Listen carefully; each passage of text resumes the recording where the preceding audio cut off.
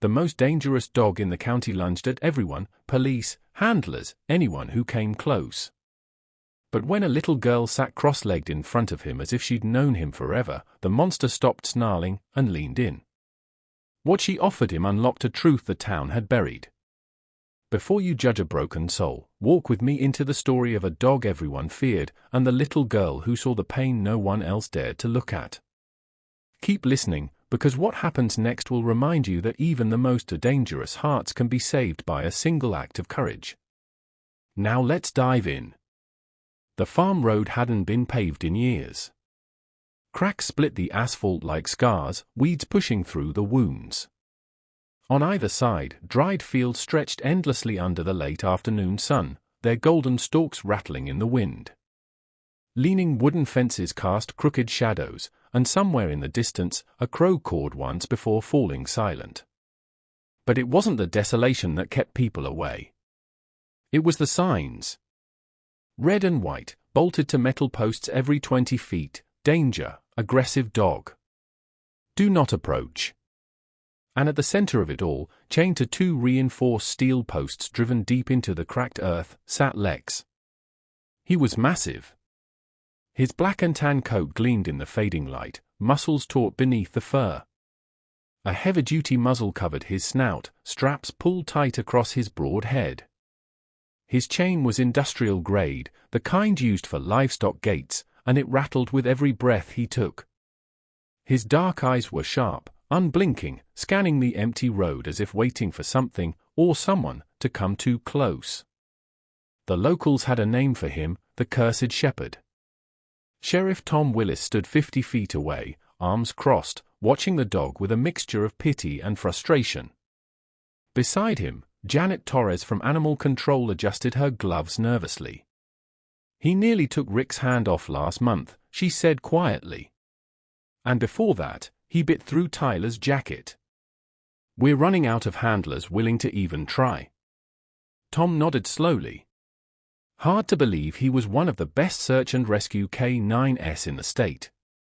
"That was before," Janet said, her voice dropping. "Before Captain Keller?" She didn't finish. She didn't need to. Everyone in the county knew what had happened. The Westbrook Bridge collapse. 13 dead. Captain Noah Keller among them. And Lex, loyal, fearless, unstoppable Lex, had been there when it happened. When they finally pulled him from the rubble 3 days later, he wasn't the same dog. He never would be again. A low rumble echoed across the sky. Thunder. Still miles away, but close enough to hear. Lex's ears flattened. His body went rigid. Then he lunged forward, teeth bared behind the muzzle, the chain snapping taut with a metallic crack that made Janet flinch. "Easy," Tom muttered, though he didn't move closer. "Easy, boy." But Lex wasn't listening. He thrashed against the chain, growling deep in his chest, eyes wild with something beyond rage. Something older. Something broken. The thunder rolled again, and Lex froze mid-snarl, panting hard, staring at the darkening horizon as if he could see ghosts there.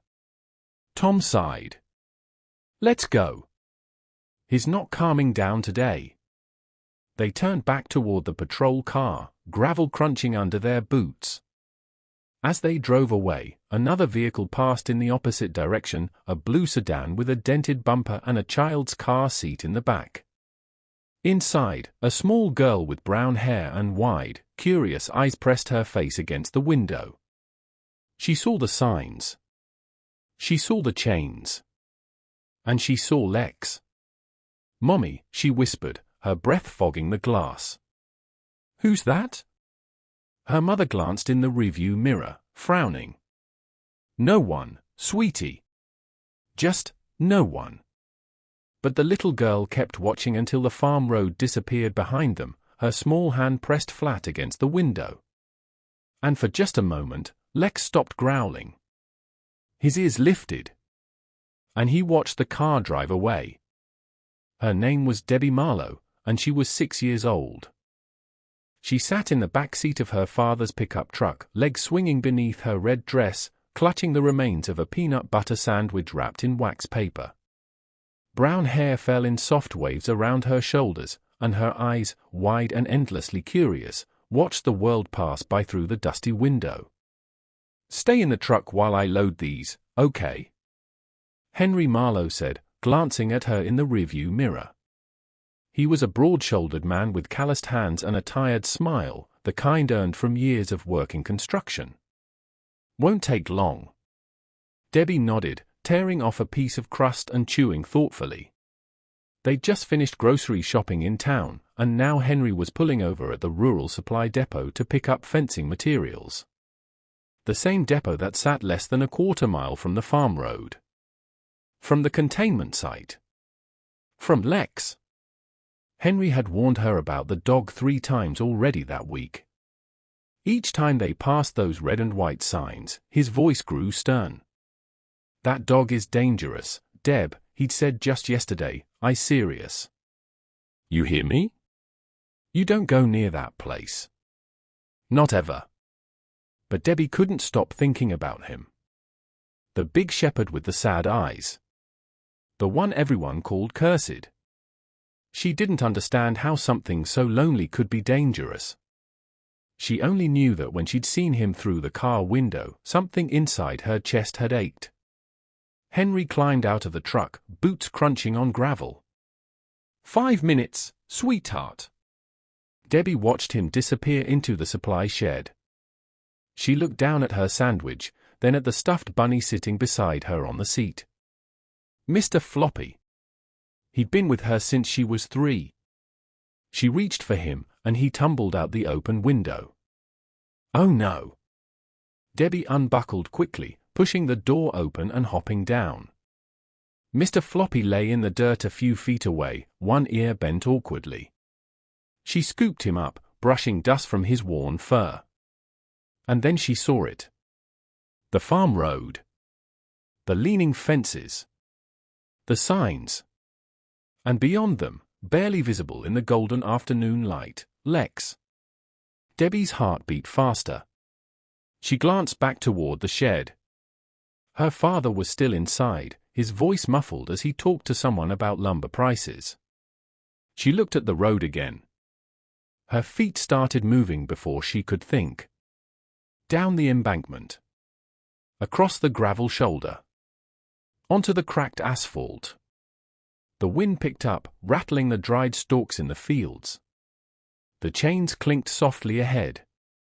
And then she heard it, a low, rumbling growl that made the hair on her arms stand up. Lex had seen her.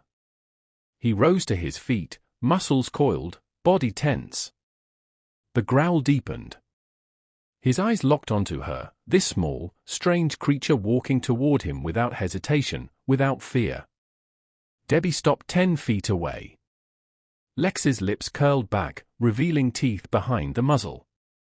The chain rattled as he shifted forward, ready to lunge, ready to. Debbie sat down. Right there on the road. Cross-legged. Mr. Floppy in her lap.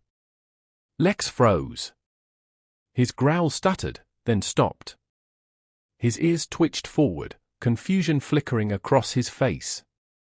No one had ever done that before. No one had ever just Saturday. Debbie unwrapped the rest of her sandwich. She tore off a piece of the soft bread and held it out in her small hand. "You hungry?" she asked quietly. Lex stared at her. His breathing slowed. The tension in his shoulders eased, just slightly. She inched closer. 6 feet now. Then 4. "It's okay," Debbie whispered. "I won't hurt you."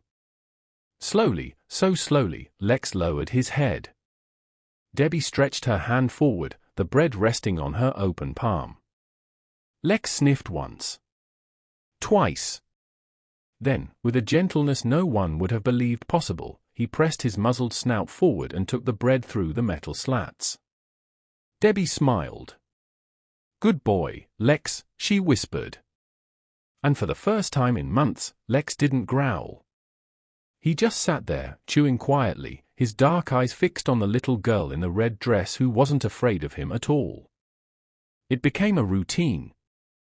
Every day after school, while Henry unloaded supplies or talked with contractors at the depot, Debbie slipped away.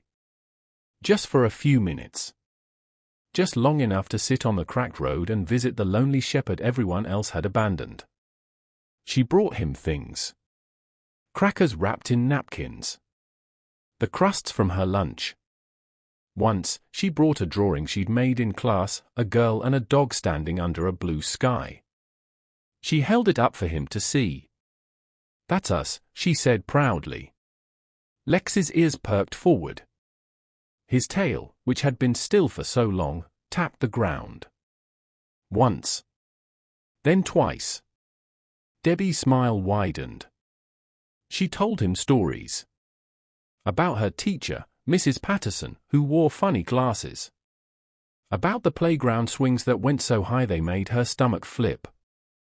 About Mr. Floppy and how he protected her from bad dreams. And Lex listened. He sat closer each time. His breathing grew steadier. The tension that had gripped his body for months began to ease, little by little, whenever she was near. But secrets don't stay hidden forever. It was a Thursday afternoon when Sheriff Tom Willis drove past the containment site and saw something that made his heart stop. A little girl. Sitting less than 3 feet from the most dangerous dog in the county. Jesus! He slammed on the brakes, threw open his door, and ran toward her. Get back! Get away from him! Debbie turned, startled. It's okay, Mr. Sheriff. He's my friend. He could kill you, sweetheart. Step back. Step back right now. Tom's hand moved toward his holster instinctively, eyes locked on Lex. But Lex didn't lunge. He didn't growl. He just sat there, perfectly still, watching Debbie with those dark, careful eyes. Tom froze, confusion rippling across his face. What in the... Tires screeched behind him. Henry's truck skidded to a stop, and he vaulted out, face pale with terror. Debbie! He ran forward, scooped her up in his arms, and carried her away from the chain, away from Lex, his heart pounding so hard he thought it might burst. Daddy, no! He wasn't. Not another word, Henry said, voice shaking. Not one more word. He set her down by the truck, kneeling to grip her shoulders, his eyes wild with fear and something else. Something deeper. Do you have any idea what could have happened? Do you understand how dangerous? He's not dangerous. Debbie's voice cracked. Tears welled in her eyes. He's just scared. Henry's jaw tightened. He looked back at Lex, still sitting quietly by the posts, and something in his expression broke. Debbie. His voice softened. You don't understand. That dog, he's been through things you can't imagine. Then tell me, Debbie whispered. Henry was silent for a long moment. Then he exhaled slowly and sat down on the roadside, pulling Debbie close. 2 years ago, he began quietly, there was a bridge collapse. The Westbrook Bridge. I was driving home from work when it happened. My truck went down with the concrete. Debbie's eyes widened. I was trapped, Henry continued, his voice thick. Couldn't move. Couldn't breathe. And then? I heard barking. Through all the dust and metal, I heard him. Lex! He paused, swallowing hard. He found me. Dug through the rubble with his bare paws, pulled me by my jacket, dragged me toward the rescue crews. If it wasn't for him, I wouldn't be here. Debbie stared at her father, stunned. But his handler, Captain Keller, he didn't make it. Lex stayed by his side until the very end. And when they finally pulled Lex out, Henry shook his head. He wasn't the same. He couldn't be. Not after losing someone like that. Tears slipped down Debbie's cheeks. So he's sad. That's why he's angry. Henry nodded slowly. Yeah, sweetheart. That's why. Debbie wiped her face, then looked back at Lex, who was still watching them from a distance. I can help him, she whispered. I know I can. Henry didn't answer. He just held her tighter. That night, after Henry finally allowed her to go home, Debbie stood at her bedroom window, staring out toward the dark fields in the distance. She pressed her hand against the glass. I won't leave you, Lex, she whispered into the darkness. And somewhere far away, beneath the stars, Lex's ears lifted as if he'd heard. The rain had been falling for hours when the Westbrook Bridge gave way. Lex remembered the sound. The groan of steel. The crack of concrete splitting like bone. Then the world tilted, and cars tumbled into the river below, headlights spiraling through the dark. He'd been in Captain Noah Keller's K9 unit truck, parked on the shoulder.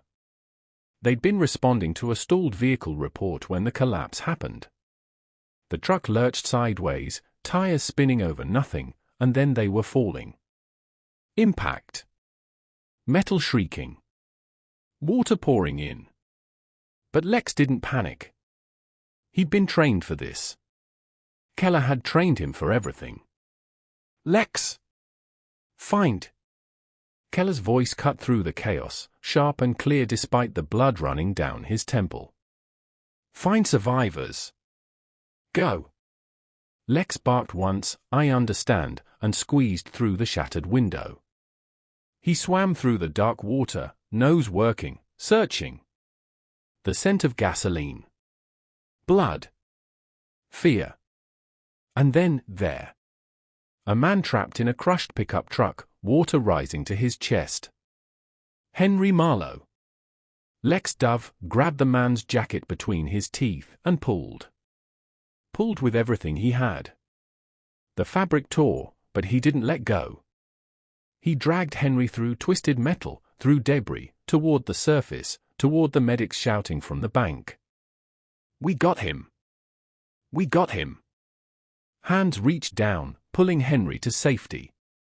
Lex turned back immediately. Keller. He swam toward the K9 truck, now half submerged, water pouring into the cab.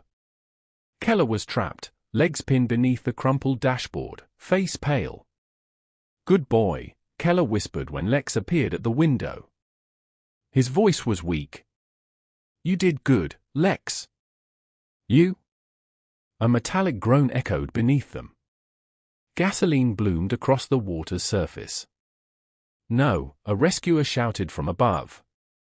Everyone back. It's gonna blow. Lex, go. Keller's voice cracked. Go. That's an order? But Lex didn't move. He barked, sharp, desperate. I won't leave you. Lex. The explosion ripped through the bridge. Fire erupted. Metal folded inward. The truck sank, swallowed by the black water, and Keller's scream was cut short. Lex Dove. Again. And again. He clawed at the wreckage, paws bleeding, lungs burning, searching for any trace of his handler. But there was only twisted steel and darkness. Rescuers pulled Lex out 3 times. Each time, he fought them, snarling, biting at hands that tried to hold him back. He didn't want safety. He wanted Keller. But Keller was gone. The days after were a blur. Lex refused to eat. Refused commands. When they tried to reassign him to a new handler, he lunged, teeth bared, growling like something wild. His traumatized, the first handler said, "Give him time." They gave him time. Weeks. Months. But time didn't heal what had broken inside him. He attacked the second handler. Then the third. Too dangerous, someone finally said. We can't use him anymore. So they sent him away. To the rural containment site. To the chains and warning signs and isolation. To the place where everyone could forget him. Lex woke with a violent jerk, panting hard, his body trembling. The nightmare again. Always the same. Keller's voice. The explosion. The water closing over everything. He stood, shaking off the phantom sensations, and stared at the empty road ahead. Dawn was breaking. Golden light spilled across the fields. And then he heard it. Footsteps. Small. Familiar. Lex's ears shot forward. Debbie appeared at the edge of the road, red dress swaying, Mr. Floppy tucked under one arm. She walked toward him without hesitation, just like she always did. "Good morning, Lex," she said softly. She knelt by the chain-link fence someone had added around his posts and reached through, her small fingers pressing against the wire. Lex moved closer. Slowly. His breathing steadied. The trembling stopped. He pressed his nose to the fence, just inches from her hand. "It's okay," Debbie whispered. "You're safe now." And for the first time since the bridge, Lex believed it. The heatwave settled over the county like a blanket soaked in gasoline. For 3 weeks straight, the temperature climbed past 95 degrees. The fields turned brittle. Grass crackled underfoot. Even the birds seemed too exhausted to sing. But Debbie came anyway. Every afternoon, without fail, she arrived at the containment site with water bottles, crackers, and stories. And every afternoon, Lex greeted her with something that almost looked like eagerness. His tail swayed more freely now. His eyes tracked her movements with interest instead of suspicion. The muzzle stayed on, regulations demanded it, but Lex no longer fought when maintenance workers checked his chains. He was changing. Slowly. Quietly. But not everyone noticed. "We can't keep this up much longer," Sheriff Willis said one afternoon, standing in the shade of the supply depot with Henry and Janet Torres. "Budget's tight. And with the fire risk this high, having a chained dog out here is a liability." Janet shifted uncomfortably. "What are you suggesting?" Tom's jaw tightened. "I'm saying if we can't rehome him, we might have to consider other options." The words hung heavy in the air. Henry's face darkened. "You mean put him down?" "I don't want to, Henry." "But if he's still aggressive." "He's not." The shout came from behind them. Debbie stood at the corner of the building, eyes wide, tears already streaming down her cheeks. She'd been looking for her father when she'd heard the conversation. "Sweetheart," Henry reached for her, but she pulled away. "You can't hurt him. He's getting better. He's my friend." "Debbie, it's not that simple." But she was already running. Down the road. Past the fences. Straight to Lex. She collapsed against the chain-link fence, sobbing into her hands. "They want to hurt you. I won't let them. I won't." Lex pressed his body against the fence from the other side, whining softly. His nose nudged through the gaps, trying to reach her. Henry arrived moments later, kneeling beside his daughter. "Deb, I promise you, we'll figure something out. We won't let anything happen to him." Debbie looked up, face red and tear-streaked. "Promise?" Henry hesitated, then nodded. "Promise. If you're still here, don't stop now. This is the moment everything changes. The fire is closing in, the world is falling apart, and a child's cry cuts through the smoke. What happens next will break you and heal you. Keep reading, Lex's real test is only beginning. Let's continue." But even as he said it, something shifted in the air. A sharp, acrid scent drifted across the fields. Smoke. Lex's head snapped toward the horizon, ears rigid. His body went tense, muscles coiling beneath his coat. The smell hit him like a fist, burning wood, ash, heat. It smelled like the bridge. Like fire and death and loss. He began to pace, agitated, pulling against his chain. Debbie stood, alarmed. "What's wrong?" Henry turned toward the western sky. A thin grey column rose in the distance, growing thicker by the second. Orange flickered at its base. "No," Henry breathed. The radio on Sheriff Willis's belt crackled to life. "All units, we have a wildfire spreading from the Barton Creek area. Winds pushing it east. Evacuate the rural outskirts immediately. Repeat, evacuate the rural outskirts." Tom's face went pale. He looked at the containment site, then at Lex. "Everyone out. Now." But as the adults scrambled toward their vehicles, Debbie stood frozen, staring at Lex. And Lex stared back, trembling, as the sky behind him turned orange. The smoke came faster than anyone expected. Thick, choking clouds rolled across the fields, swallowing the landscape in gray. Ash floated through the air like poisonous snow. Sirens wailed in the distance, and headlights cut through the haze as vehicles fled down the rural roads. Henry had driven Debbie home, promising her that firefighters would handle everything. That Lex would be safe. But Debbie knew better. She knew no one was coming for him. The moment her father stepped into the garage to help their neighbors load supplies, Debbie slipped out the back door and ran. Her lungs burned. Her eyes watered. But she didn't stop. She had to warn him. The containment site was almost invisible through the smoke when she arrived. Orange light flickered beyond the fields, the fire, close now, crackling like thunder. "Lex!" Debbie shouted, coughing. "Lex, we have to go." He appeared through the smoke, pacing widely, chain rattling. His eyes were wide, panicked. The smell of burning wood had triggered something primal inside him, memories of explosions, of Keller's screams, of being too late. Debbie reached for the fence, and that's when she heard the crack. A burning tree limb crashed onto the road behind her, sending sparks spiraling into the air.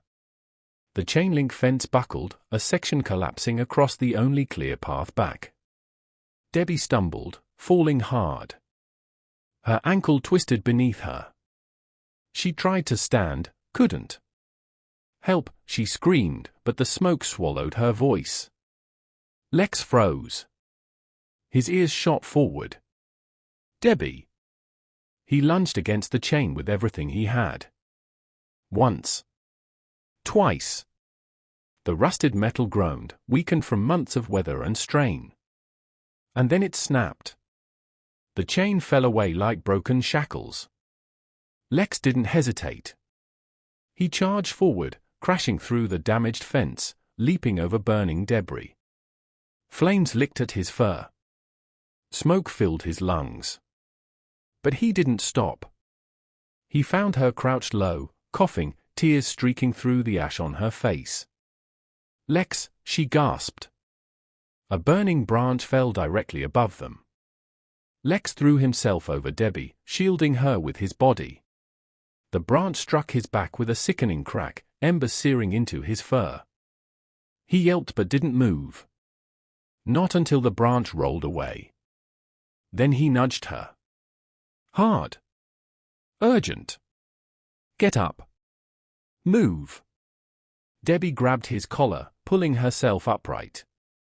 Her ankle screamed in protest, but Lex was already pushing her forward, guiding her with his nose, his shoulder, his sheer presence. Through the smoke. Around fallen fences. Past walls of flame. He didn't let her fall. Didn't let her stop.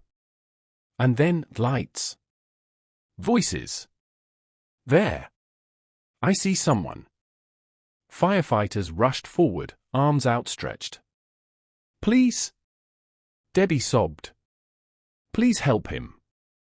They pulled her to safety, wrapping her in a blanket, checking her vitals. Behind her, Lex stumbled onto the pavement.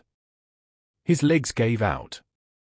He collapsed onto his side, chest heaving, burns covering his body. Smoke damage had ravaged his lungs. His eyes flickered, struggling to stay open. "No!" Debbie screamed, breaking free from the paramedics. She dropped to her knees beside him, hands hovering over his burned fur, afraid to hurt him but desperate to touch him. "Please don't die, Lex. Please?" Lex's tail twitched once. His eyes found hers. And then they closed. "Get a vet," someone shouted. "Now!" The emergency veterinary clinic smelled like antiseptic and fear.